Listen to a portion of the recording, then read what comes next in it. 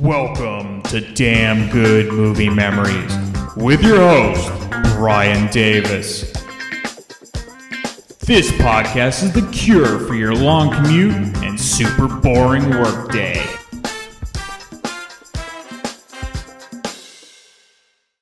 Let me have your attention for a moment. Put that coffee down. Let's talk about something important. Because we're adding a little something to this month's sales contest. As you all know, first prize is a Cadillac Eldorado. Anybody want to see second prize? Second prize is a set of steak knives. Third prize is you're fired.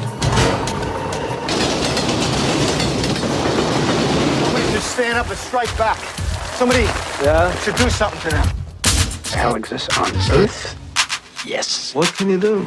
I gotta tell you, I'm ready to do the Dutch. I know what I'll do. I'll go out and rob everybody blind and go to Argentina. You think you're a thief? We're just talking. We are? Yeah, we're just speaking about it. Speaking about it is an idea. We're not actually talking about it. No. It's a robbery. There's a robbery? No. And what is it we're so afraid of? All you need, a little boost. Tonight is the thing. So be it. What happened? What happened? We had a slight burglary. Criminals come and they steal the phones. They stole the phones. They stole the... You robbed the office. Oh, sure, I robbed the office. Oh, sure. You did that? Will you get out of here? How can you talk to me that way? Are you talking to me? When I talk to the police, I get nervous. You know who doesn't? Who? Thieves. What's your name? Al Pacino, Jack Lemmon, Alec Baldwin, Ed Harris, Alan Arkin, from the Pulitzer Prize winner, Glengarry Glen Ross. This is how we keep score, booby. Hey there, it's Brian Davis, and for this week's episode, we're going to cover the movie Glengarry Glen Ross from 1992. The studio was New Line Cinema. The release date was October 2nd, 1992. The running time, 100 minutes, and was rated R. The budget, $12.5 million. The box office only took back $10.7 million, making it the 94th ranked movie of 1992. Roger Ebert at the time gave 3.5 out of 4 stars. Here's his review. The shabby real estate office in Glengarry Glen Ross seems likely to become one of the movie places we will remember, like the War Room in Dr. Strangeglove or Hannibal Lecter's cell. It is divided into 2 parts. A glassed-in area where the office manager lives, along with his precious leads, the cards with the names of people who might want to buy real estate, and the rest of the office, given over to the desks of the salesmen who try to sound rich and confident over the phone but whose eyes are haunted with despair. The movie is based on a play by David Mamet, who once briefly worked in such a boiler room. He knows the way these people talk and turns their jargon into a version of his own personal language, in which the routine obscenities and despair of everyday speech are transcribed into sad music. Their struggle takes on a kind of nobility. In Death of a Salesman, Arthur Miller made the salesman into a symbol for the failure of the American dream. In Miller's play, Willie Loman was out there all alone, on a smile and a shoe shine. Glengarry Glen Ross is a version for modern times. Produced on stage in the good times of the 1980s and filmed in the hard times of the 1990s, it shows the new kind of American salesmanship, which is organized around offices and corporations. No longer is a salesman self-employed, going door to door. Now, individual effort has been replaced by teamwork. The shabby Chicago real estate office, huddled under the L tracks, could be any white-collar organization in which middle-aged men find themselves faced with sudden and possibly permanent unemployment. Having said that, I must not forget to mention the humor in the film. Mamet's dialogue has a kind of logic, a cadence, that allows people to arrive in triumph at the end of sentences we could not have possibly imagined. There is a great energy in it. You can see the joy in which these actors get their teeth into these great lines, after living through movies in which flat dialogue serves only to advance a story. The film is directed by James Foley, whose timing and camera help underline the humor. A line of dialogue will end with a reaction shot that mirrors our own reaction. Surprised, blindsided, maybe a little stunned, but entertained by the zing of anger and ego in the words. Meanwhile, nobody is buying any real estate, and it is raining. And the L thunders by like a mystery train to hell. That's the end of Everett's review. Now, this is the type of movie that even back in 1992 was never going to succeed at the box office. And then, especially today, in today's lack of attention span type audiences, no way. There's no action at all. It's pure talking. However, even in 1992, audiences were looking for action, and this movie is, again, the antithesis of action. It's so dialogue heavy, but to me, way more riveting than any CGI-laden superhero film of today. Ugh. This is a movie that many people saw on TV and video because of word of mouth and a legendary cast. Glengarry Glen Ross is exactly the type of film that made me want to do this podcast. It's an undiscovered gem. And don't get me wrong, I love plenty of blockbuster hits, but I also do appreciate the forgotten and overlooked films. And hopefully, you appreciate this film as much as I do. Alright, let's get into the making of the film. As Ebert mentioned, the film is an adaptation of David Mamet's 1984 stage play. Mamet based his original play on his own experience working in a real estate office in the 70s when he was a struggling playwright. He was then the office manager who gave out sales leads and handled the paperwork. Director James Foley had directed 4 feature films prior to Glengarry, along with many music videos for Madonna, including Live to Tell, Papa Don't Preach, and True Blue. He also directed the film Who's That Girl?, which was a notorious bomb at the box office for her and critically panned. However, he did have some acclaim for his prior film At Close Range from 1986, which starred Sean Penn and Christopher Walken. Now, Foley received a call from Al Pacino's agent and wanted to speak with him for some projects that Pacino was interested in, and he said he was a fan of Foley's work because of At Close Range. Pacino had 2 scripts, which Foley never made with Pacino, but had a terrific meeting at his house with him, and they stayed connected over the years. And that relationship is partly what led to Pacino being part of the Glengarry Glen Ross cast.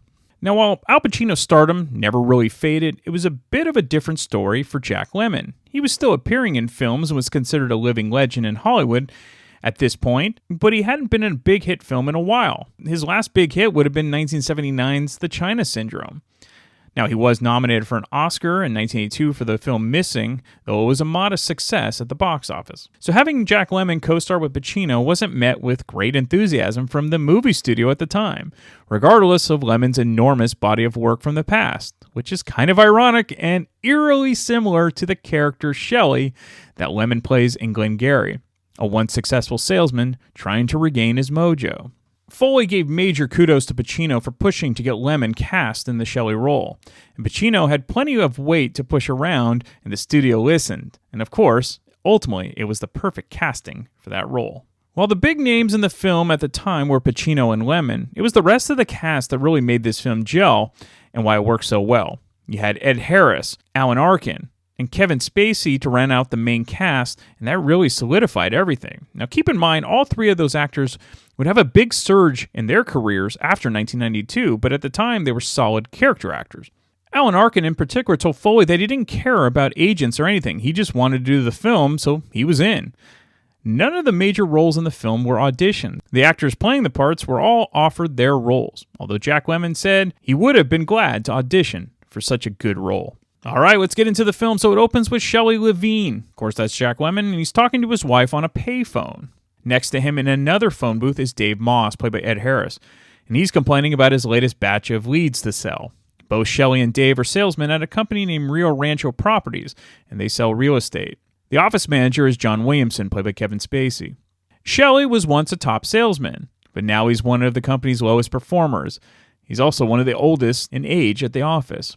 It seems that Shelley may be put out to pasture sooner than later. We then meet Richard Roma, that's Al Pacino. He's the top guy, known as the best closer at the office. Richard meets Shelley at a local restaurant/bar, and Richard gets into a conversation with a patron, played by Jonathan Pryce. We then cut to the office where Shelley walks in and chats with George Aronow, played by Alan Arkin. They are curious about the mystery meeting and the guest speaker. They will soon find out about Blake, played by Alec Baldwin, the top salesman at the company as a whole.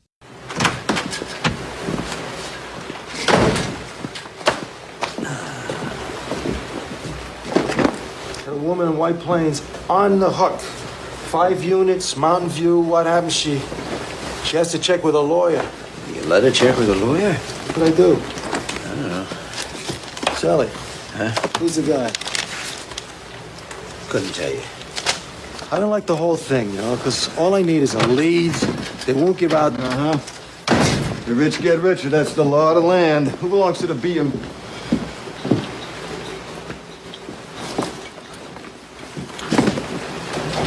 It is 7:30.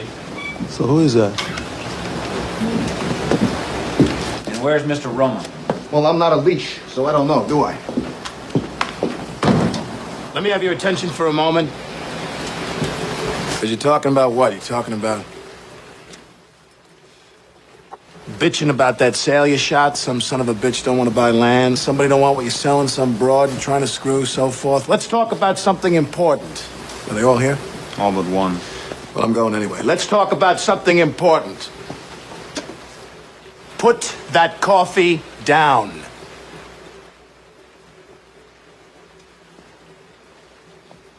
Coffee's for closers only. You think I'm fucking with you? I am not fucking with you. I'm here from downtown. I'm here from Mitch and Murray. And I'm here on a mission of mercy.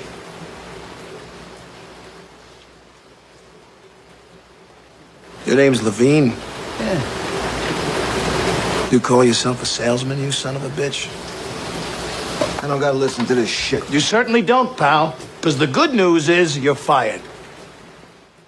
The bad news is you've got just 1 week to regain your job, starting with tonight. Starting with tonight's sit. Oh, have I got your attention now? Good. Because we're adding a little something to this month's sales contest. As you all know, first prize is a Cadillac Eldorado. Anybody want to see second prize? Second prize, a set of steak knives. Third prize is you're fired. You get the picture? You laughing now? You got leads. Mitch and Murray paid good money. Get their names to sell them. You can't close the leads you're given. You can't close shit. You are shit. Hit the bricks, pal, and beat it, because you are going out. The leads are weak. The leads are weak. The fucking leads are weak. You're weak. I've been in this business 15 years. What's your name? Fuck you. That's my name. You know why, mister? Because you drove a Hyundai to get here tonight. I drove an $80,000 BMW. That's my name.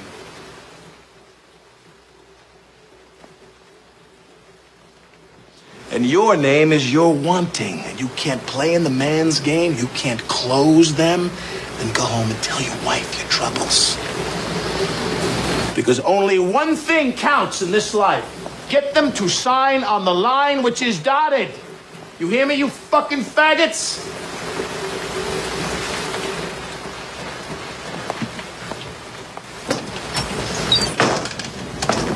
A, B, C. A, always B, B, C, closing. Always be closing. Always be closing. AIDA. Attention, interest, decision, action. Attention. Do I have your attention?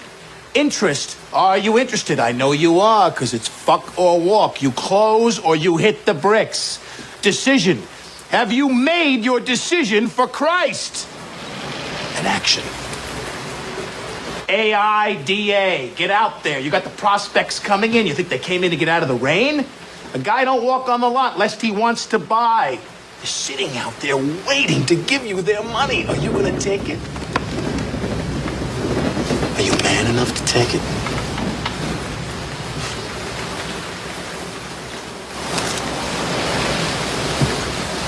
Incredible.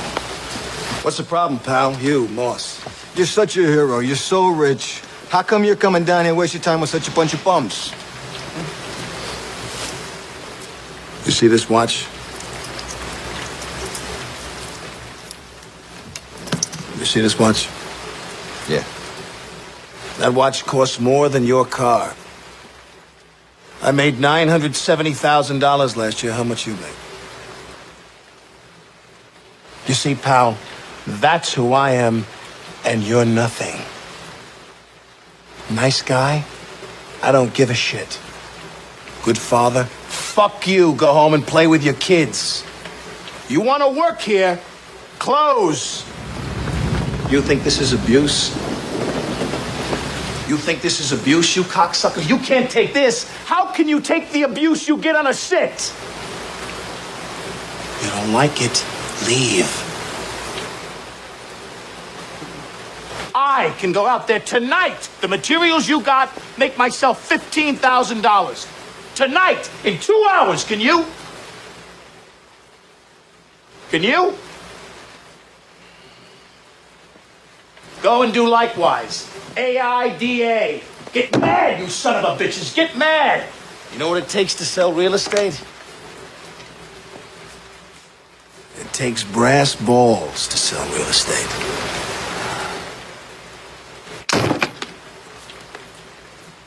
Go and do likewise, gents. The money's out there. You pick it up, it's yours. You don't, I got no sympathy for you.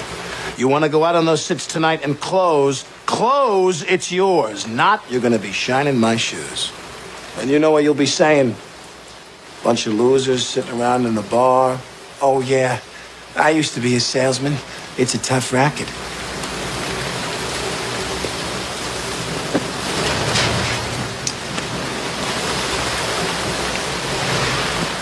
These are the new leads. These are the Glengarry leads. And to you, they're gold. And you don't get them. Why? Because to give them to you is just throwing them away. They're for closers.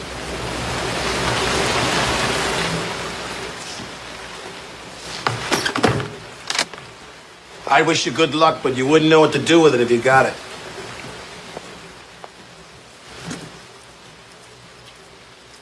And to answer your question, pal, why am I here? I came here because Mitch and Murray asked me to. They asked me for a favor. I said, the real favor, follow my advice and fire your fucking ass because a loser is a loser. Now that is a motivational speech for the ages. Certainly not one that would work in today's soft society, but hey, this is why it's a great movie. It's the only appearance that Baldwin makes in the entire film, but it's a star-making performance. There's so many catchphrases from that one scene, like, always be closing, and coffee is for closers. Now, Alec Baldwin came in late to the shooting, and the cast at that point had bonded and had become sort of a team, much like their characters in The Office, and according to director James Foley, sort of treated Baldwin like shit. Lemmon, Arkin, and Harris purposely gave Alec Baldwin the cold shoulder on set as they hung out in their trailers. Now, this was not done because they had a problem with Baldwin, but in a way it was to separate their character from this guy who basically comes in and belittles them with a tirade. To get back at them, Baldwin put a lot more effort into making them feel like crap, and when he yells at Lemmon at his desk, his reaction to him was completely genuine, according to James Foley. And all of this was great to Foley because it just fed into the character that Baldwin had to be for the film. And of course, even people that have never seen this film in its entirety often know that last scene. Baldwin based the tone and delivery of his famous monologue on George C. Scott's Wars Are Won speech from Patton from 1970. Back to the film, Williamson hands out the leads to Shelley, George, and Dave, all of whom know that these leads are terrible, but that's the way it goes. As you heard from Blake during his speech, the coveted leads are the Glengarry Highlands names, which is a top development deal. Williamson keeps the leads and will only give them to closers, like Richard Roma. So the guys get to work on their weak leads. In the meantime, Dave and George go for a ride.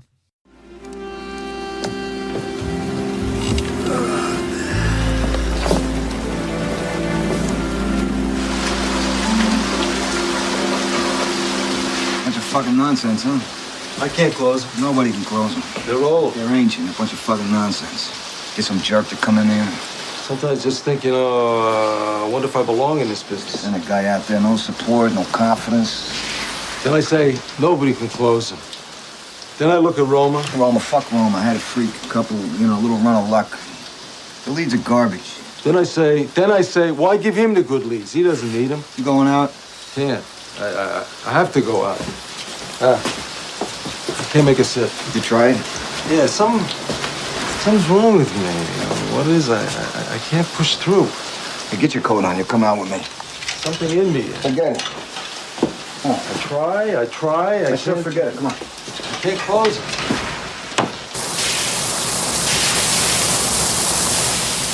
life. I swear to God, you know, you work all your life. Forget it, George. Fellas, Roma, so on, so gifted. Gifted my ass. Guy gets a string of luck. No, not. Thing of it is, money's tight.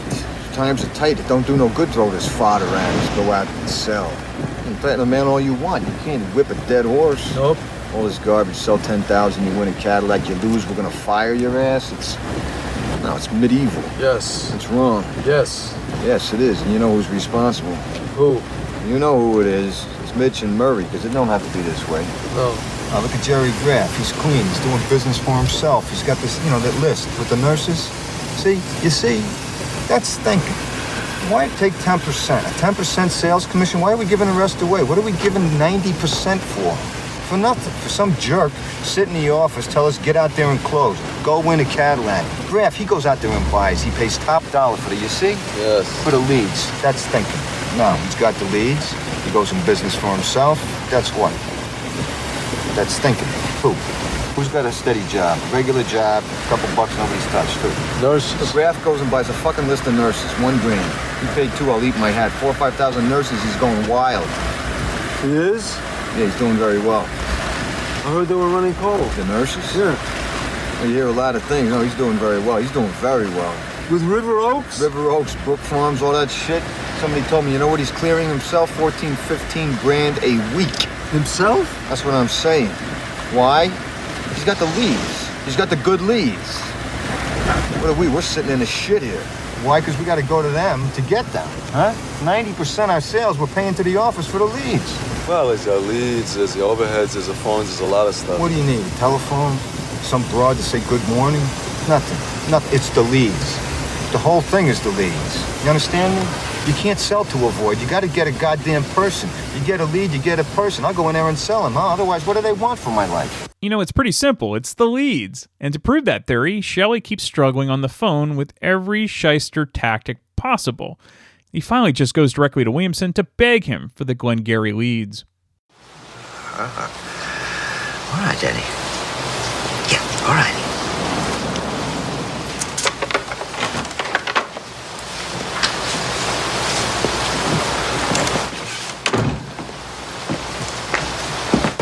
Going out tonight, Shelley?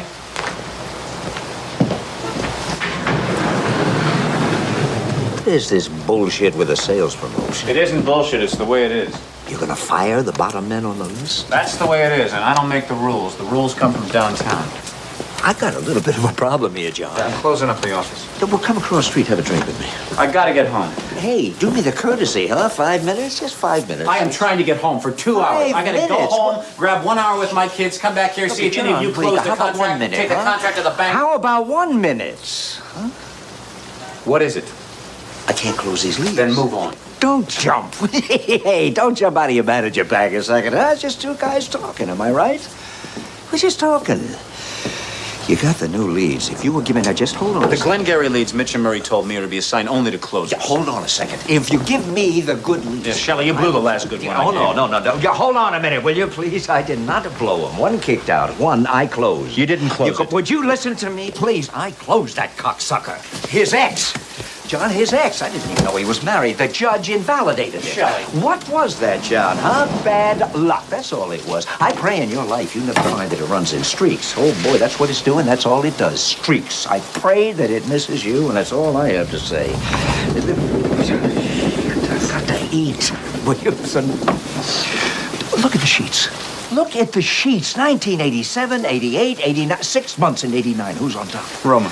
Well, under him. Moss. Oh, bullshit. Bullshit, John! April to September, it's me. It's no fucking Moss.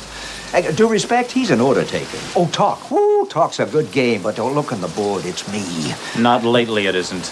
Not late. Well, lately, kiss my ass lately. Look, you call Murray and you call Mitch. When we were on Peterson, who do you think bought the new car, huh? Call Mitch, the Seville? Oh, he came in here. You bought that for me, fella. And out of what? Hey, look at me. Out of what? Nothing. Cold calling. You want to talk about a sale? You are really beginning to burn my ass, kid. I can't get a lead, you. It was skill, John. It could be working for you. You want to throw it away. It isn't me.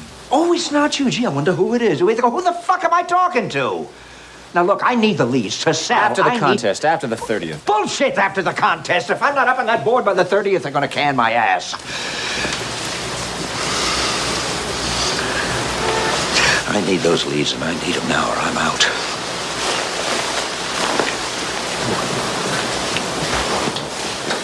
You're going to miss me. Yeah? I swear to you, you will miss me. Let me tell you something, Shelley.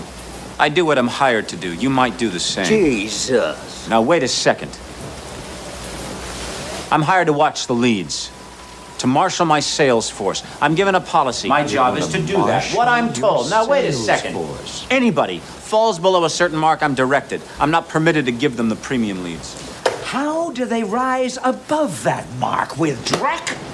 With this toilet paper that you're giving me, you give me one premium lead. Do you know what the premium leads cost? I know what the premium leads cost. Yeah, I know what they cost. I generated the sufficient dollar revenue to buy them, but I cannot sell shit.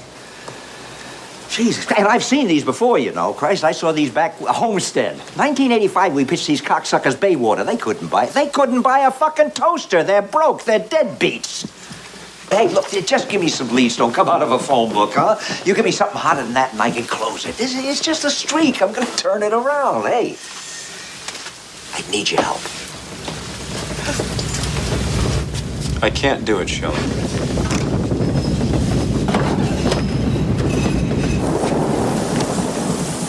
Hey, John, give you 10%.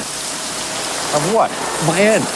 What I close. You give me the premium leads, you're in for 10% what I close. And what if you don't close? I will close. Yeah, what if you don't close? I will close. What if you don't? You understand? Then I'm fucked. You think you're the only guy with a family? You see what I'm saying to you? John. I step out and you don't close, then it's my job. Then I'm fucked. I will close. Now, 10%, John. I can get hot, you know that. Not lately, you can't. No, that's defeatist. Fuck it. Now, go with me. Get on my side and let's do something. You want to run this office? You heard what the man said. Attack. Let's do something. 20%. All right. And $50 a lead. No? Oh.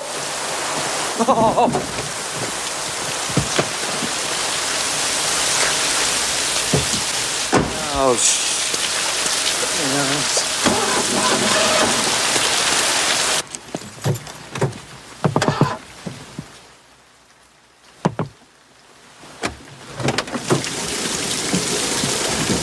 Listen, I gotta talk to you. Permit me to do this a second. I'm older than you. A man acquires a reputation on the street, you know. What he does when he's up, what he does at other times. I said 10, you said no. You said 20, I said fine. But now you want to throw this $50 thing in. Now, John, a good deal, a deal has got to be one. Don't you think we're both parties? Oh, okay, fine. 20%, $50 a lead. It's done. Let's go out. We make some money. I got bills to pay, huh? I want 2 sits tonight, and I want the good leads, huh? The Glengarry leads, 2. 2, John, because I am going to close them both. It's a long road with no turning, Pally. Huh? Okay, now let's go. I've got to go back to the office to get him. Yeah, but go on, let's go, huh? You know, see, this is what I was saying, John. All you need, a little boost. You turn the streak around. Am I right? Good, huh? Huh? Good? What? Yeah, what? 2 leads, $100. Now? Now, yes. Oh, when? Christ, shit, John. I wish I could. You fucking asshole. I don't have it. I don't... I'll bring it in the office in the morning. I'll be coming in with the sales. Nope.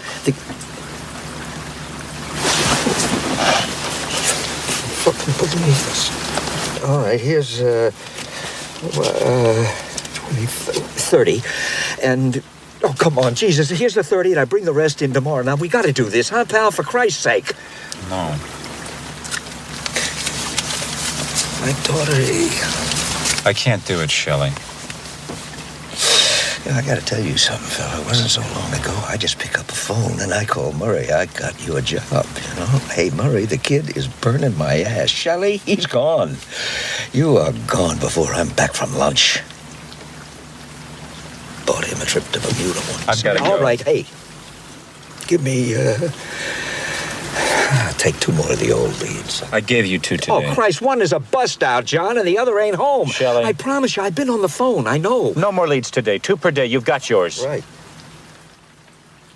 All right? Sure.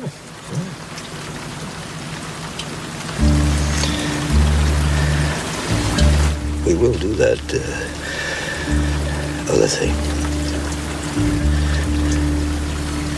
I left my wallet in the room. So just like star athletes, everyone hits their eventual demise, and the old adage of, what have you done for me lately, definitely comes to mind in the sales business. And that whole lead scam that Williamson offers is definitely a pay-to-play scheme. He knows that he has Shelley over a barrel, but he almost pities him at this point. We then go back to Dave and George and the complaints about their deadbeat leads. You shouldn't have took the leads in the first place. You had to. Yeah? Why? To get on the... Get on a board, yeah. How am I gonna get on a board trying to sell a doctor?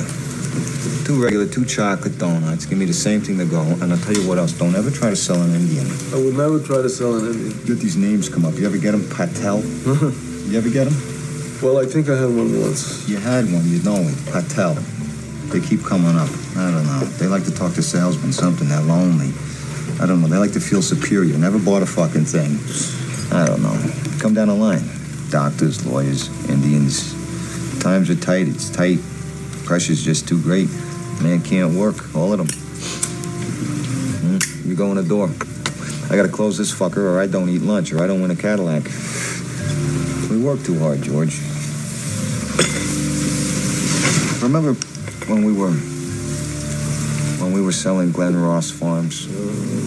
Didn't we sell a bunch of that? Yeah, they came in, you know. Well, they fucked it up. They did. They killed a goose. They did.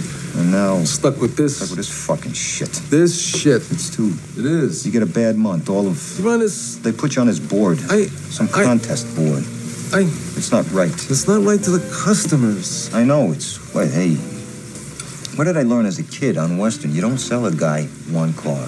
You sell him 5 cars over 15 years. That's right. You're goddamn right it's right. Guys come in, the blah, blah, blah. I know what I'll do. I'll go out and rob everybody blind and go to Argentina, because nobody ever thought of this before. You know, so they killed a goose, and a fucking man's worked all his life. He's got a That's right. cower in his boots. Shoes, boots, yes. Some fucking sell 10,000 in a steak knives. What do you do? What can you do? What can you do? You don't have the leads. If you do not have the goddamn lead. Ha! And the name Patel will come back into play later. Hilariously too, by the way. Back to Shelley, as he decides to go directly to the house of one of the lowly leads. Mr. Spannell? Sheldon Levine. I was speaking to your wife earlier. Come in. That's the dog, yeah.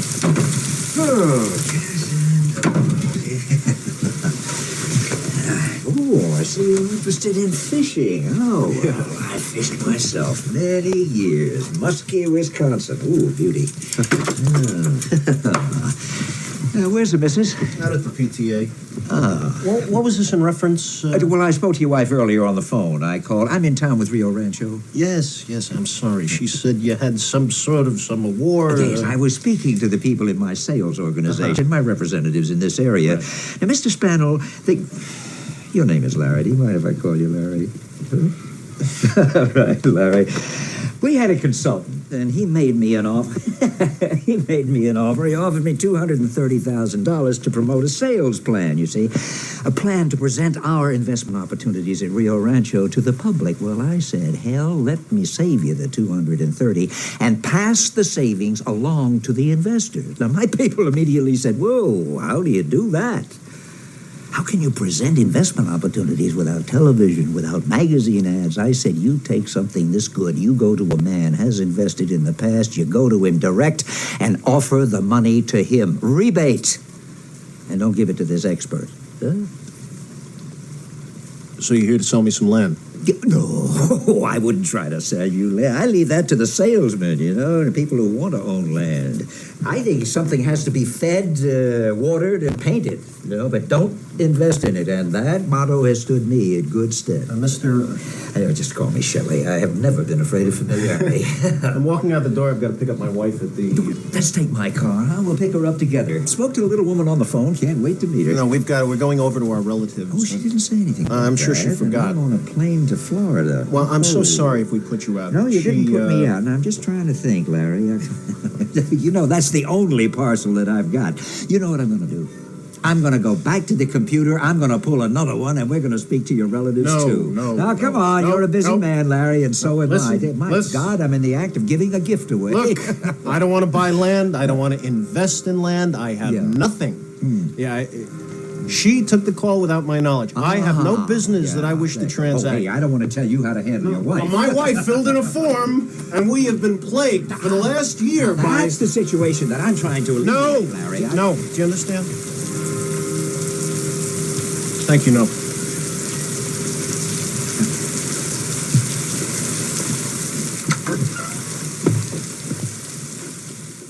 Another strikeout for old Shelley, and yet another reason never to fill out forms. It just makes you a lead for these sales vultures. And if you ever think that timeshares are a good idea, I have an awesome bridge to sell you at a real cheap price. In the meantime, Dave, who is more pissed than anyone about the leads, thinks someone should stick it to the office by stealing the Glengarry leads. What can we get for him? 4. For the leads? What can we get for the leads? I don't know. $10 to throw, 15 maybe? I don't know. For the leads, you're saying? Say somebody took them, went to Jerry Graff. Yeah. How many leads we have? The Glengarry, the premium leads? I've got to think they've got 500, say 500 leads. You saying a fella, you're saying, could take those leads and sell them to Graff? The leads to Graff, yes. I was saying, yeah, a guy could take, like anything else, it seems to me, that is negotiable, a guy could sell them. How do you know he'd buy them? Because I worked for him. You didn't talk to him? No. What do you mean? Did I talk to him about this? Yeah. Are you just talking about this, or were you just talking about it? Yeah, we're just speaking about it. Speaking about it as an idea. Yes. We're not actually talking about it. No. Talking about it as a... No. As a robbery. As a robbery? No. Well. Hey. So all this, you didn't actually call Graff. You didn't talk to him. Not actually, no. You didn't? No, not actually. Did you? What did I say? What did you say? I said not actually. Fuck you care, George. We're just talking. We are? Yes. Because it's a crime. Robbery. That's right. It is a crime. It's also very safe. You're actually talking about this. That's right. You're gonna steal the leads. Have I said that? Are you? Did I say that? Did you talk to Graff? What did I say? What did he say? What did he say? He'd buy him.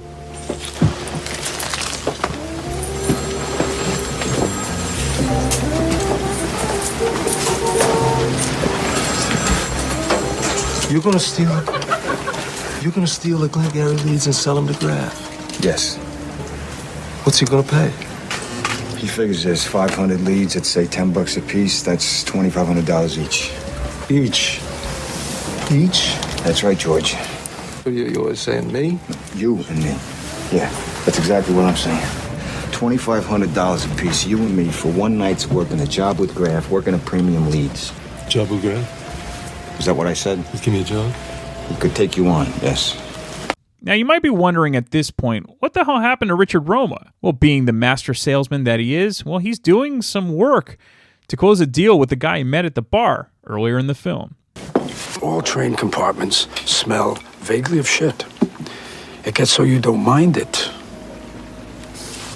That's the worst thing that I can confess. You know how long it took me to get there? A long time. When you die, you're gonna regret the things you don't do. You think you're queer? I'm gonna tell you something. We're all queer. You think you're a thief? So what? You get befuddled by a middle-class morality, get shut of it. Shut it out. You cheat on your wife? You did it. Live with it. You fuck little girls? So be it. There's an absolute morality? Maybe. And then what? If you think there is, go ahead, be that thing. Bad people go to hell? I don't think so. You think that? Act that way. A hell exists on Earth? Yes. I won't live in it. That's me.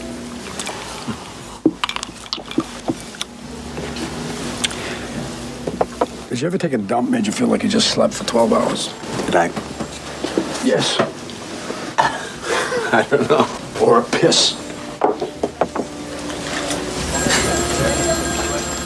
Great meals fade in reflection. Everything else gains. You know why? Because it's only food. The shit we put in us keeps us going. It's only food. The great fucks you may have had. What do you remember about them? What do I remember? I don't know. For me, I'm saying what it is. It's probably not the orgasm. Some broad's forearm on your neck. Something her eyes did. There was this sound she made. Or it's me in the, I'm telling you, I'm in bed the next day. She brought me cafe au lait, gives me a cigarette. My balls feel like concrete. Hey? What I'm saying, what is our life? Our life is looking forward or it's looking back. That's it. That's our life. Where's the moment?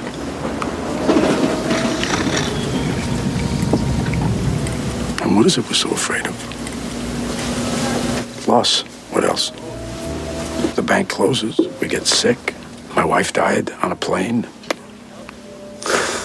The stock market collapsed. What if these things happen? None of them we worry anyway. Why? Well, you know, they say you don't buy it, you rent it. Huh? The thing. You really, what do you keep? I mean, you don't keep anything, really. No. Security. Things. You know? Mm-hmm. It's just you try to stave off insecurity. You can't do it. No. No, that's what I'm telling you.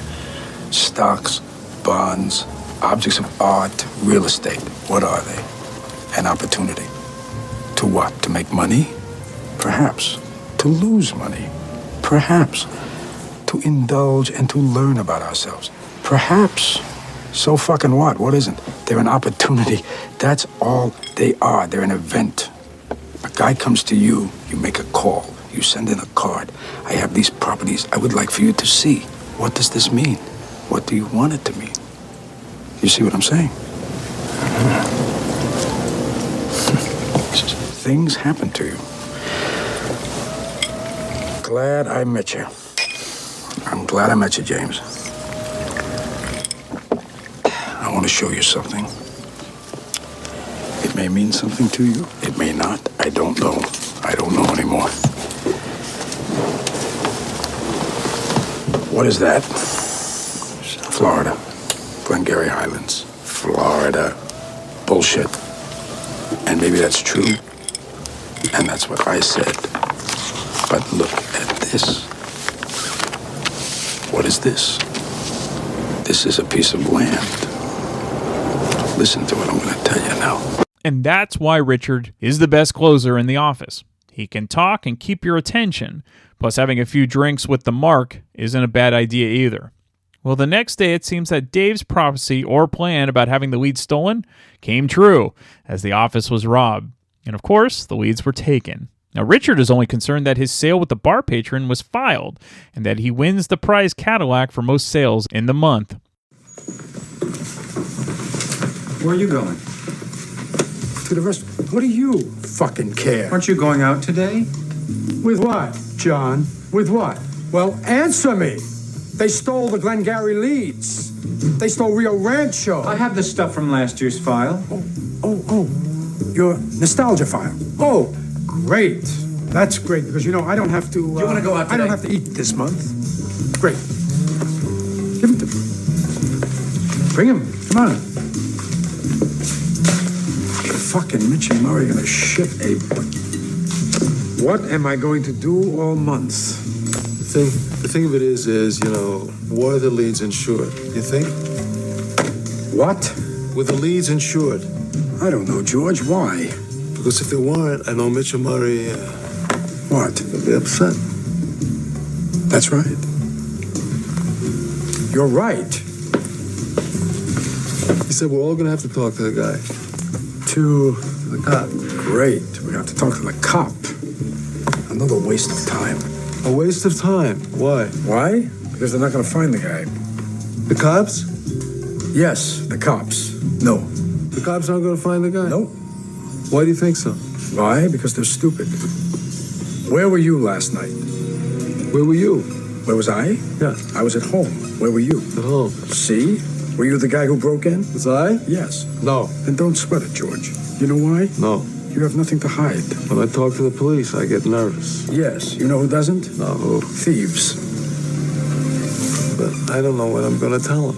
The truth, George. Always tell them the truth. The way Richard acts towards Williamson is priceless, and it only gets better for the duration of the film.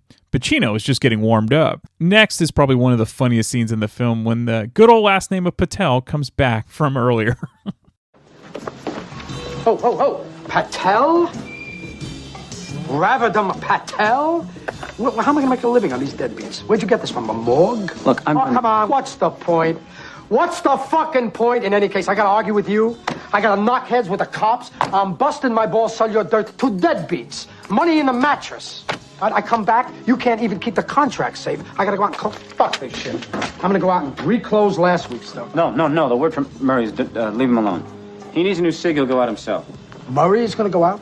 Yeah, he'll be the president of the company. Just come in from out of town, all right? Okay. Give me the shit.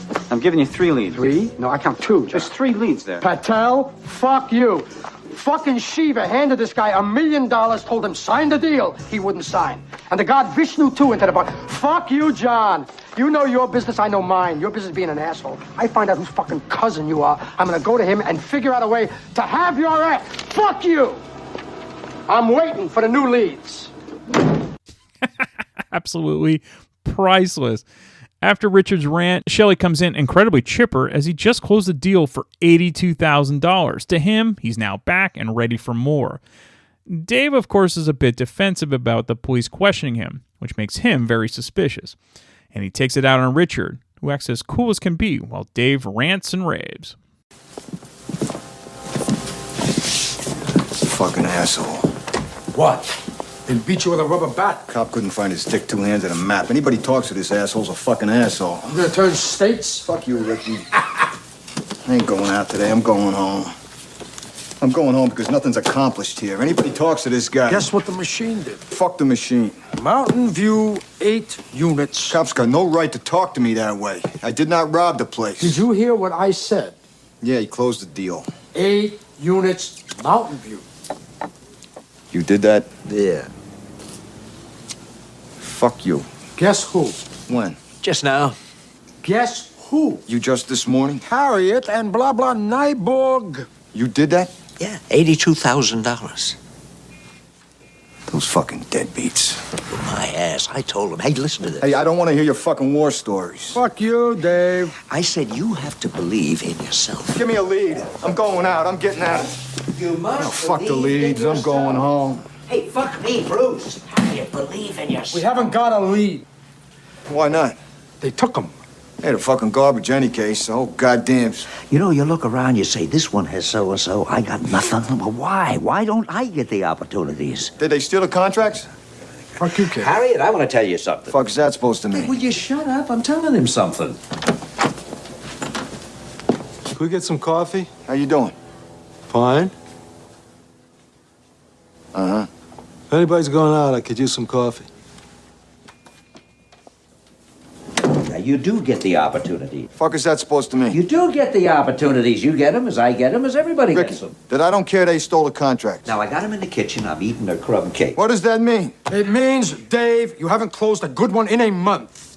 None of my business. You want to push me to answer you. So you haven't got a contract to get stolen and so forth. You got a mean streak in you, Ricky. You yeah, know well, let that? me Shut the tell him fuck up. Ricky, you got a mean streak in you. And what the fuck are you babbling about? You bring that shit up on my volume? You were on a bear. When I brought it up to you, you'd harbor it. You'd harbor it a long, long while, and you'd be right. Who said fuck the machine? Fuck the machine? Fuck the machine? Fuck the machine! What is this, courtesy class? You're fucked, Rick. Are you fucking nuts? You're hot, so you think you're the ruler of this place. Wait a minute. You want to... Hey. Shut up! Okay. You want to decide who should be dealt with how? Is that it? I come in the fucking office today, get humiliated by some jag-off cop. I get accused of... I get this shit thrown in my face by you genuine shit, because you're top name on the board. Is that what I did, Dave? I humiliated you. Oh, my God, I'm sorry. Sitting on top of the world. Sitting on top of the world. Everything's fucking peach fuzz. And I don't get a moment to spare for some bust-out humanitarian down on his luck lately. Oh, fuck you, Dave. You know you got a big mouth. You make it close, this whole place stinks with your farts for a week. How much you just ingested. Oh, what a big man you are. Hey, let me buy you a pack of gum. I'll show you how to chew it. Ooh. Your pal closes, all that comes out of your mouth is bile. Ooh. How fucked up you are. Who's my pal, Vicky? What are you? And what are you, Ricky, huh? Bishop Sheen? What the fuck are you, Mr. Slick? What the fuck are you, friend of the working man? Big deal. Fuck you! You got the memory of a fucking fly! I never liked you anyway. What is this, your farewell speech? Going home. Your farewell to the troops? I'm not going home. I'm going to Wisconsin. Have a good trip. Oh, fuck you! Fuck the lot of you! Fuck you all! After Dave leaves, Richard continues his conversation with Shelley. You were saying? Huh? Come on. Come on, you got him in the kitchen? You're in your shirt sleeves. You got the stats spread out. You can smell it. Come on, snap out of it. You're eating her crumb cake. Oh, yeah, I'm eating a crumb cake. How was it? From the store. Fuck up. Bruce, Harriet, what we have to do is admit to ourselves that we see that opportunity and take it, right? And that's it. Now, we just sit there. I got my pen out. Always be closing. Oh, God, that's what I've been saying the old ways, right? Convert that motherfucker, sell him, make him sign the check. Now, they got their money in government bonds. I said to myself, fuck it, let's go all the way, huh? The whole route. I take it and plat it out. 8 units, 82 grand, and I say to them, this is now. This is that thing that you have been dreaming of. You are going to find the suitcase on the train. The man walks in the room. That bag is filled with money. Harriet, this is it. And Bruce, I don't want to fuck around with you. You know, I don't. I don't want to pussyfoot around, huh? You think you got to look back on this thing? I do, too. Now, I'm here to do good for you and me, the both of us. What is the point of some interim position? The only arrangement that I will accept is full investment, and I mean it. That's it. All 8 units, period. Now, I got the pen in my hand, Rick. Hey, I turned that contract around. That's 8 units, 82 grand. And I said, now, I want you to sign. I sat there 5 minutes, and then I sat. 22 minutes by that kitchen clock on the wall. Ricky, not a word, not emotion. And what am I thinking? Is my arm getting tired? No, I did it. Just like the old days, like I used to, like I was taught, I did it. Like you taught me. Oh, hey, no, nobody ever. Well, if I did, I'm glad. No, what I did, I locked on them. I locked all on them, nothing on me, on them. And oh, God, I am holding my last thought. Now is the time. They signed. That was great. It was so fucking great. It was like they wilted all at once. Mm-hmm. No gesture, nothing, just together. No, honest to God. They both kind of imperceptibly slumped. You know, and then he took the pen and he signed, passed it to her, and she signed. It was solemn, fucking solemn. I let it sit, you know. And then I nodded. I said, Harriet, Bruce. Then I pointed into the living room to the sideboard. I didn't know there was a fucking sideboard in there. He went over. He brought us back a drink. Little shot glasses, you know, with a pretty design in them, a little. And we just toasted in silence. Great sale, Shelley. Great.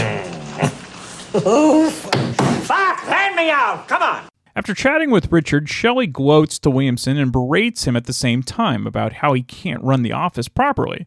Amazing how one sale changes a guy's attitude. But then Jim Link, the guy who Richard sold property to the day earlier at the bar, arrives at the office and has a bad case of buyer's remorse after he talked to his wife. Richard tries some subterfuge with Shelley and claims that he needs to go out of town. The reason for this ruse is so Jim can't back out of the deal at the moment. Richard knows Jim has 3 business days to cancel any sort of deal, so Richard tries every tactic he knows to delay the 3-day grace period. Okay, there's about 25 minutes left and plenty of drama to clear up. Will Richard be able to keep his deal with Jim? And who actually robbed the office? Or is that just a MacGuffin for other types of drama? Well, it's all answered, and what a ride it is. Now, I'm going to play the next clip because it's absolutely brilliant, and again shows why Pacino is one of the best actors ever. The next tirade could only be pulled off by him. However, there is a bit of a spoiler alert, but really the entire rant is sort of worth it. And then go watch the entire movie yourself. This film is a priceless gem where there's no action, no explosions, no CGI. It's just pure acting. It's dialogue heavy, and you're hanging on every word. The cast is flawless. Enjoy this film because something like this will never happen again with today's actors.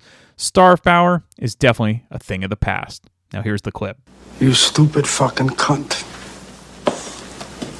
You, Williamson, I'm talking to you, shithead. You just cost me $6,000. $6,000 and 1 Cadillac. That's right. What are you gonna do about it? What are you gonna do about it, asshole? You fucking shit. Where did you learn your trade, you stupid fucking cunt, you idiot? Whoever told you that you could work with men? Could I, Oh, I'm gonna have your job, shithead. I'm going downtown. I'm gonna talk to Mitch and Murray. I'm going to Lemkin. I don't care whose nephew you are, who you know, whose dick you're sucking on, you're going out. I swear to you, you're going... Let's get this done. Anyone in this office lives on his wits. I'm gonna be with you in a second. What you're hired for is to help us. Does that seem clear to you? To help us, not to fuck us up. To help men who are going out there to try to earn a living, you fairy. You company man. I'll tell you something else. I hope you rip the joint off. I can tell our friend here a little something might help him to catch you.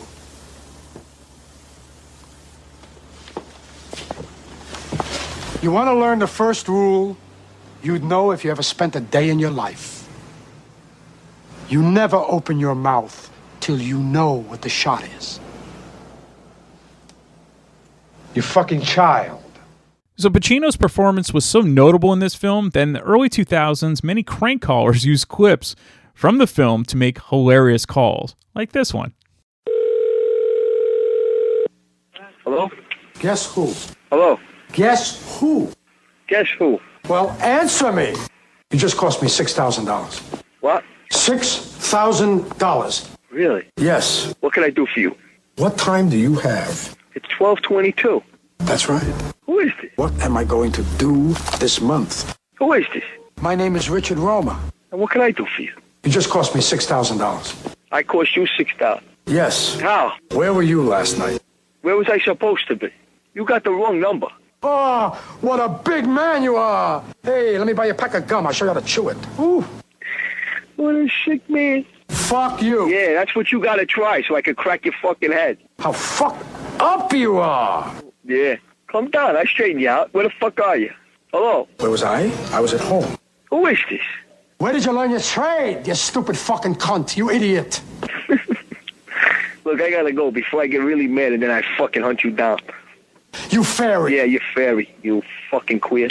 You're probably... I'm a fairy. I find out whose fucking cousin you are. I'm gonna go to him and figure out a way to have your ass. Fuck you! I humiliated you. Oh my God, I'm sorry. I'll tell you what. Fuck my job. I quit. Come downstairs. Fuck you. Yeah, right. Yeah, tough on the phone. Oh, everybody. My wife's tough on the phone, too. You just what are you gonna do about it, asshole? I don't know what I'm gonna do about it. I'll tell you what I'm gonna do about it. Don't worry about what I'm gonna do about it. You were saying? I don't know who the fuck you are, but you're in for a big surprise. I tell you that right now. That's right. Because you don't know me, you prick. Fuck you. Get off the fuck... Yeah, I know. You fairy. I'll give you a fairy. He's probably a fucking cocksucker. Oh, man, how I wish. With all the troubles in my life, I would like to beat your face in. You know that? Fuck you. Let me feel so good. Yeah, I know. Goodbye. You fucking I gotta hang child. up now before I fucking run somebody over. Oh, I'm gonna have your job, shit. All right, let's get into the fun facts. Al Pacino was nominated for Best Supporting Actor, but lost to Gene Hackman for Unforgiven, which, of course, was equally brilliant. However, don't feel too bad for Pacino. For the same year, he was also nominated for Best Actor, and he won for his role in Scent of a Woman. Now, it would have been amazing if he had won both lead and supporting actor, but look, you can't fault Hackman for winning as Little Bill in Unforgiven. Everyone on the cast took a smaller salary to be part of the film, and the single largest cost on the movie was the rain effects throughout the first half of the film. Originally, the play takes place during the winter. However, due to the budget and the schedules of the actors, James Foley had to film in the summer, and in keeping with the tone of the cold, he decided that a heavy rain would play a factor into the first half of the film, much like the freezing cold did in the play, as the salesmen went out to look for their prospective buyers. During the filming, members of the cast who weren't required to be on set certain days, they'd show up anyway to watch the other actors' performances. Jack Lemmon said the cast was one of the greatest acting ensemble he had ever been part of. Also, this is both James Foley and Alec Baldwin's favorite film of their own. During the production, the actors referred to this film as Death of a Fucking Salesman. So, of course, Alec Baldwin was initially hired to play Blake, which wasn't in the original play, but with the agreement that if Al Pacino was unable to play Roma, Baldwin would play Roma. Early in pre-production, it looked as if Pacino was going to be unavailable, so Baldwin began working on Roma, only for Pacino to join the project, and then Baldwin went back to Blake. Pacino originally wanted to appear in the play on Broadway, but was doing another mammoth production, American Buffalo, in London at the time. Tom Berenger talked to director James Foley about the possibility of playing the role of David Moss, but Foley just wanted Ed Harris. Now, Alec Baldwin appeared in the Saturday Night Live skit as a similar character, but as an elf in Santa's workshop. He also flubbed the line "always be cobbling" as "always be closing." So what's this meeting about? I don't know. It better be about our tools. My hammer is falling apart in my hands. Elves can't build with tools like this. I'll never be done with my toys by Christmas. Everyone settle down. This is Winter's Breath. He's an elf from the home office. Can I have your attention for a moment because you're talking about what? You're talking about the hammer? Bitching about the quality of your wood, some pixie you're trying to screw. Let's talk about something important. Put that cocoa down. Cocoa is for cobblers only. You think I'm screwing around? I am not screwing around. I am here from Kris Kringle. I'm here from the North Pole, and I am on a mission of mercy. Your name is Honeydew? Yeah? And you call yourself an elf, you son of a bitch? Hey, I don't have to listen to this. You certainly don't, pal, because the good news is you're fired. The bad news is you've got 1 week to regain your jobs, starting with tonight's build. Oh, have I got your attention now? Good. Because we're adding a little something to this month's toy contest. As you know, first prize is a shiny new toboggan. Anybody want to see second prize? Second prize is a box of candy canes. Third prize is you're fired. Everybody get the picture? You laughing now? Huh?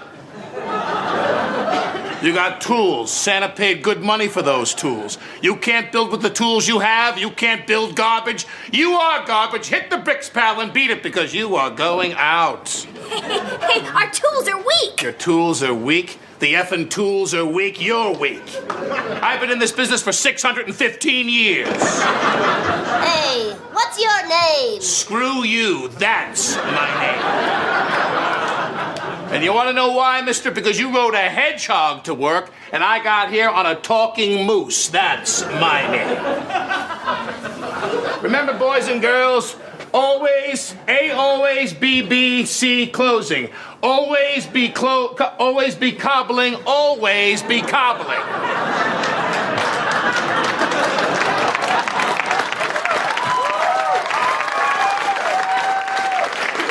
That's incredible.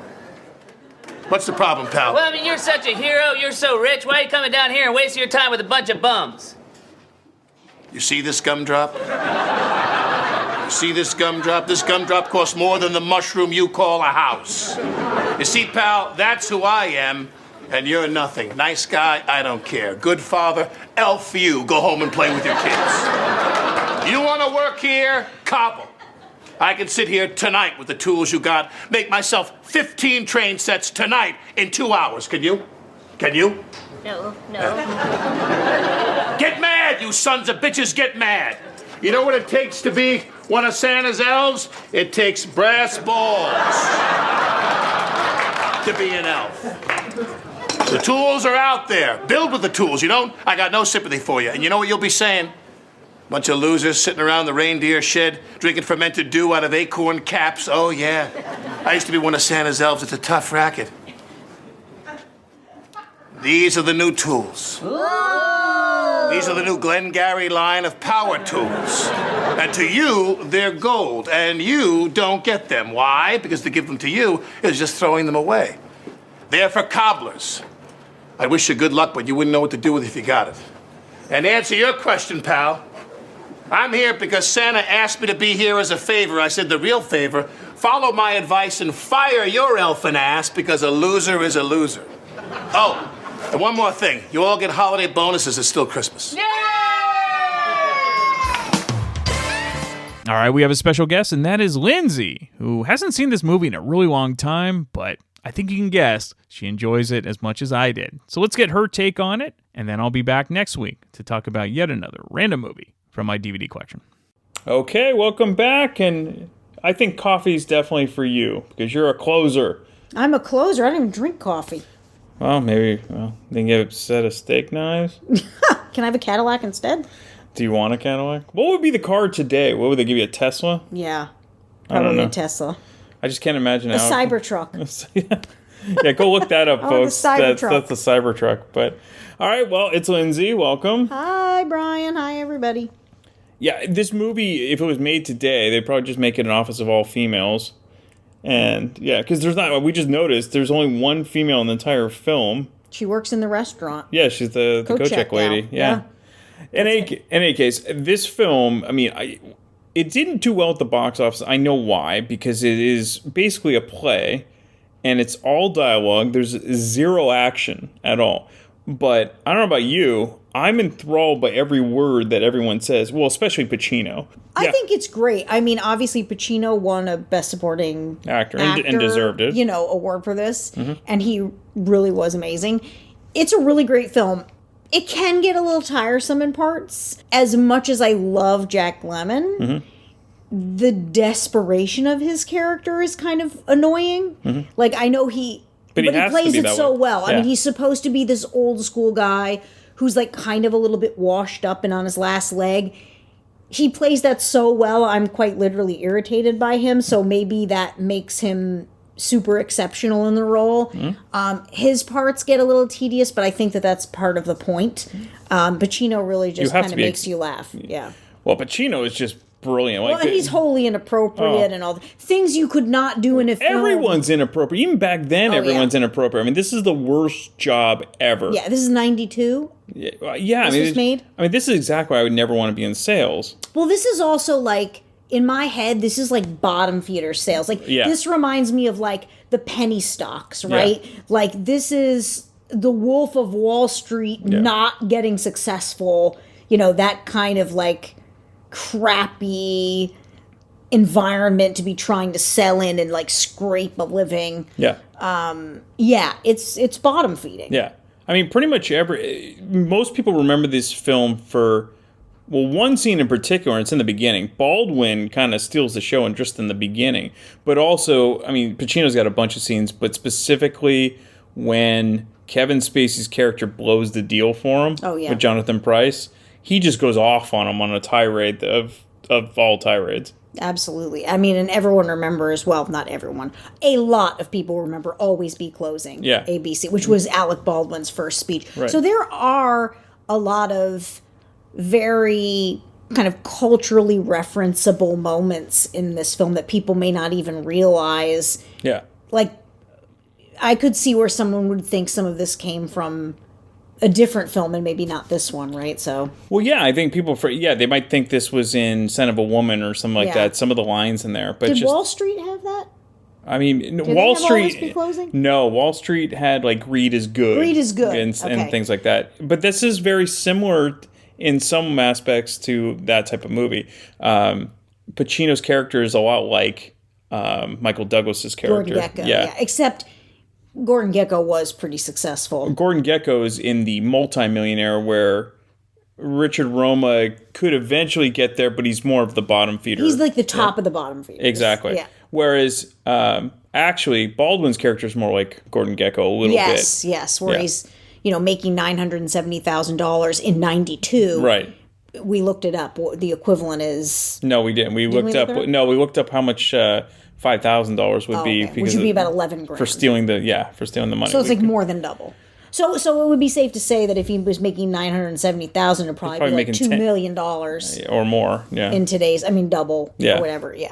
Probably. Still, it's good money. Yeah. But yeah, this is really a movie for adults.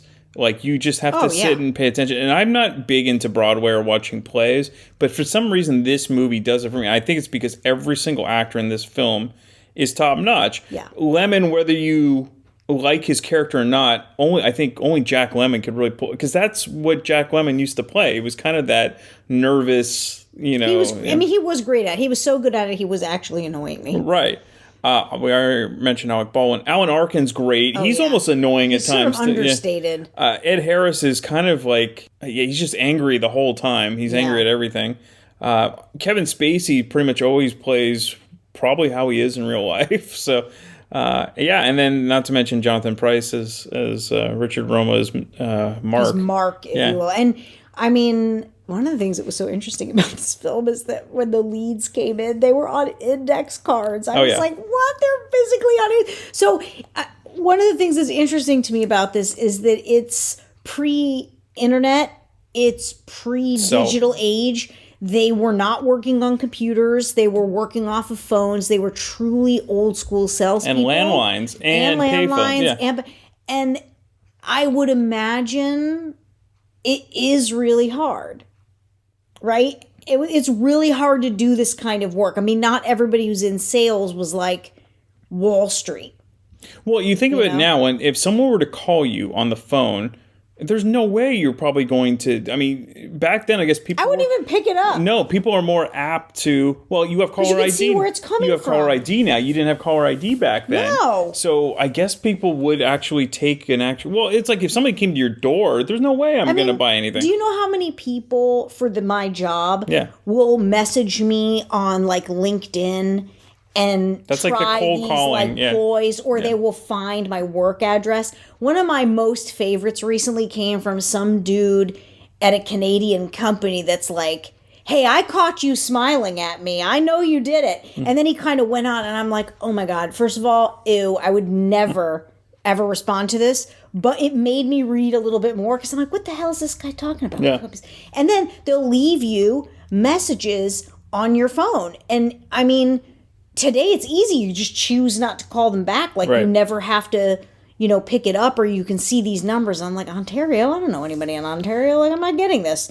But back then, I could see where some of what they're doing might be a little bit more effective than it would be today. The digital age just screwed this entire process. Yeah, and I think the scam's still there, but they're bots now. Yeah, the scam is different. Right, and they're coming from, what was it, Zimbabwe or Nigeria? I mean, scams are as old as time. Yeah. People have always been making money on scams, or scams would stop. And everyone wants to get rich. Yeah, and scams would stop if they didn't work. Right. But now it's almost like, what are the scams? It's like identity theft. Like they'll sell your stuff on the dark web. Or the Russian brides. Yeah, I mean, it's just not funny to see how this sort of seedy way of doing business has changed in the digital age, because I do think it's changed. But this film is interesting because it focuses on and harkens back to the old way of doing it. Like the old, kind of seedy, somewhat dirty. Because Pacino's character, for example, who's so amazing in this film, probably the most interesting one to me. I mean, he's seedy. He's kind of got that way about him. He knows how to work Jonathan Pryce as his Mark. That's where we see how he deals with people. He... I mean, they were just at a bar. Yeah, he wore him down. Yeah. He drank him basically into a lower defense. Yeah. And got him to sign something that I kept thinking, God, his wife's going to disown him after he just tried to be his friend, and he got him to trust him. Which is brilliant. Yeah. But also probably not the way it would happen today. Yeah.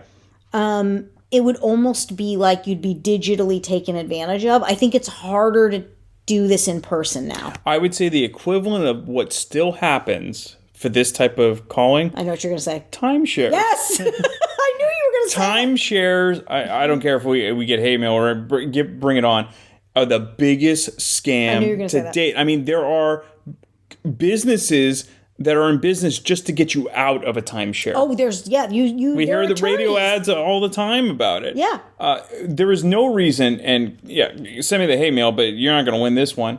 Why on earth would you pay for a timeshare when you could just save your own money and go wherever you want every year on vacation? Why do you need to own a place it's impossible to get rid of? They try to claim that you can easily sell them or drop them off. It's a pyramid scheme. And I don't want to sell anything. And what they do is they make sure you're already on this nice little wherever you are, and they give you free lunches, they give you free tickets to things, they give you all this stuff, and then they get you to sign up for stuff like that. This is basically like almost timeshare bullshit. It's pretty bad. I mean, I would say, that is the modern equivalent of like the take advantage. I mean, people are in Cancun, they're drinking, they're doing, and like, isn't it so fabulous? Don't you want to come here every year? No.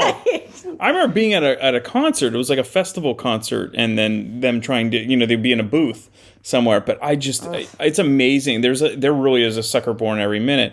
But I still don't understand how timeshares are even a thing still. I don't know. I mean, I'm glad we don't have one. Yeah, I mean, I can't think of anything else that would be the equivalent of what they were doing still. And another thing, too, when I think of people trying to do this work, hustling almost, I feel like there's got to be maybe more reward in it for them.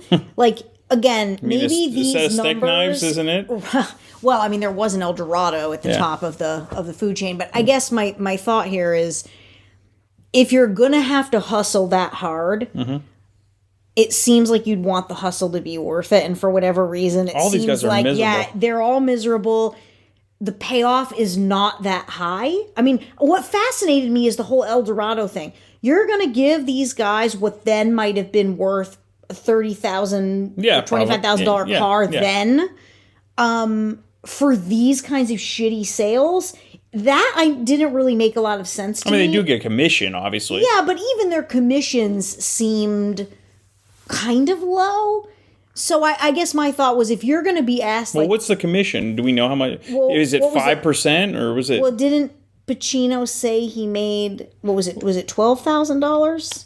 Okay, so he was... Or Lemmon made... He made almost $100,000 in a month. So if he made 5%, that's $5,000. Yeah. Oh my God. Well, $5,000 back then for a month, I guess it's not that bad. Right. So, yeah. It just seems like such a... The hustle is hard. Yeah. And the juice isn't worth the squeeze. No. And so it's almost like... Yeah, this has this vibe of like watching Desperation. And I can understand why this was a play. I can totally see where this would make sense as a play. First of all, not just because of all of the dialogue, but just the emotion that goes into this and basically seeing it play out in the equivalent of one room plus like a couple other places. Well, and then, we both work in tech, so I would say not the equivalent, but you have the biz dev folks that do stuff like this, but it's different because you're really paying with other people's money. You're paid a salary to do this thing. You're not, I guess you do get commissions on something, but it's like a bonus. There's less, I'd say, desperation in being... This felt desperate. They are desperate. So, like, not only they're playing with someone else's money, but it's also not a lot of money. Like, they're not... I don't even think they get paid. I don't know if they only get commission. But then again, I guess maybe there's no difference in their world then and how they were working than it is for people that work in jobs they don't want to be in now because they don't have a choice. Right. I guess there's that's maybe a situation that's as old as time. Think about how many people have stuck with jobs that they didn't want to be in because, hey, they need to make some money, even if it's not great money. They need to work. Well, sure. It just and this is all they know. Yeah, it just seems like this is such a... It doesn't even seem to me that they're selling a real thing. Like, it sounds like they're selling, like, land, and that land is based in Florida. And I don't know if they're selling, like, condos or, like, open lots, and you're investing in some, like, commercial, mixed-use development that they're going to build. They didn't make that clear. Pacino had mentioned, and we don't know if it's legit or not, but basically you buy the land, and then you get offers on the land from, like, someone else that would... actually build some development on it. Like a Ponzi scheme or something. It kind of is. And yeah, I mean, it sounds like crooks. Yeah. This sounds like, they're selling garbage. Yeah.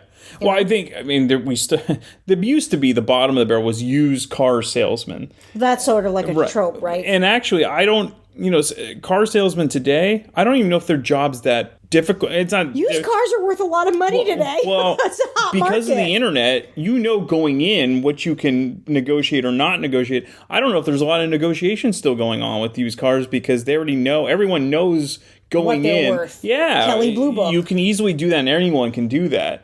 There might be in maybe some of the lower used cars things. And since the pandemic, they're worth more. They're worth more, yeah. They're worth more than they used to be. It's actually like a hot market.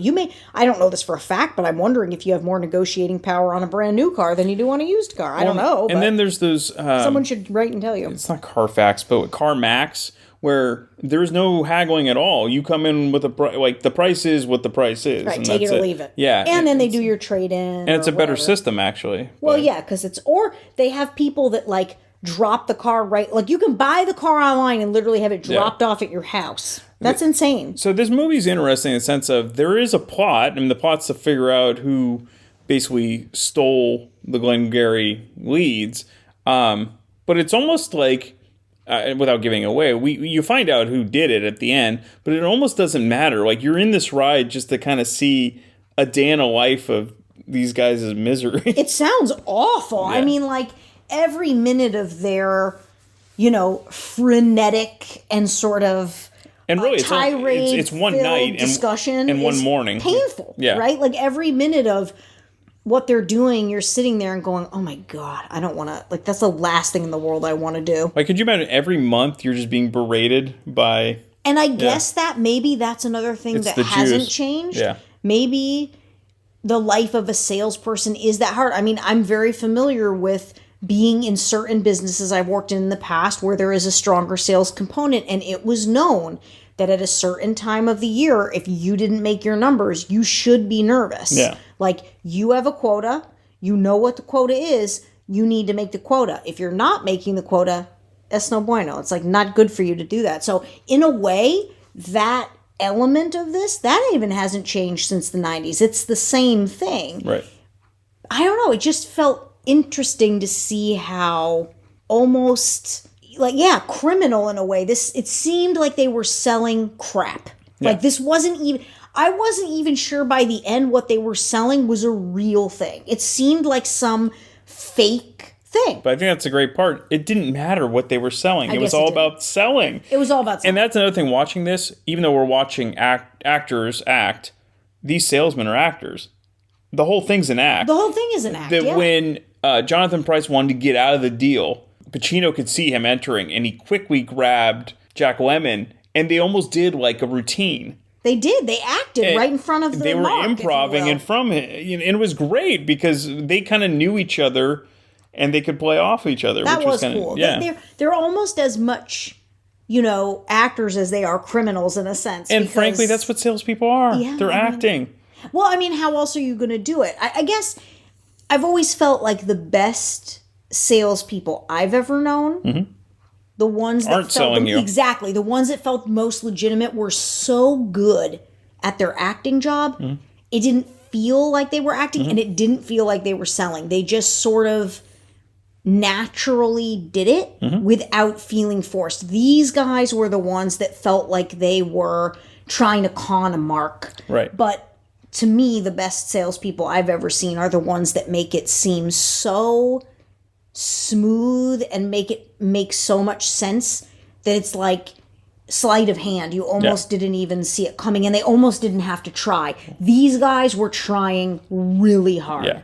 Like, we're doing you a favor, and you know, I don't need to be doing this. This is actually to help you. Those are the good. Those are all the. But you don't even realize it, right? Or like all the stuff about like I'm about to get on that flight to Florida, and like all of these things. Or what blew my mind was they were conducting this business in the middle of the night. Well, I mean, we don't know what time it is. You're tired, and so you're more willing to do it. Of course.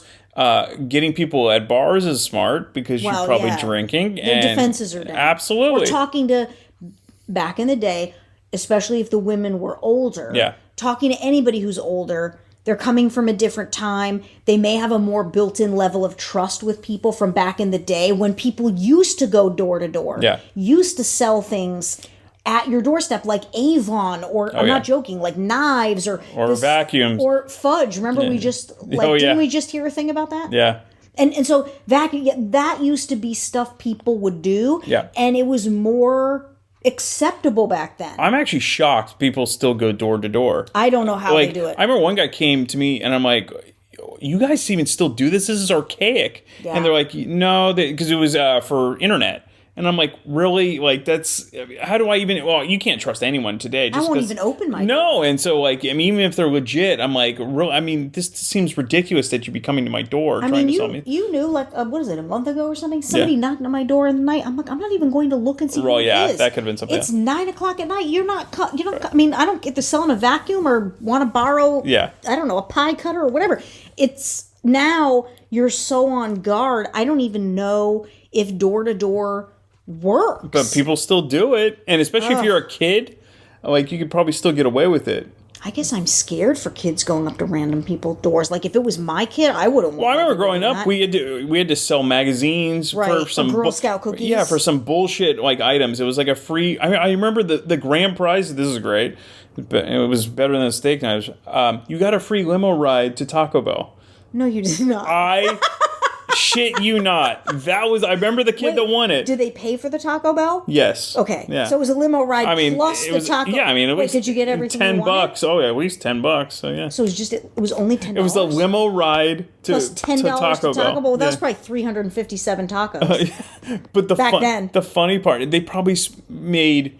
The kid probably sold $500 worth of whatever. Wow. I mean, I couldn't believe that. And I remember, going and selling magazines to ride people. To Taco Bell. Sheila, who was next door, I remember she bought one of the magazines because she was, because I was the nice she's boy. Nice. She was so nice. So anyway, let's get back on topic. Would you, to wrap this up, how you would definitely recommend this, but it's not, look, if you're just looking for action. Oh, this is not your film. This is not your thing. But if you want to see just brilliant acting and people just pure acting, it's one of the best movies there is. It's like a stage play. I mean, it really does feel like a play. It is not a surprise. It was a play. Yeah.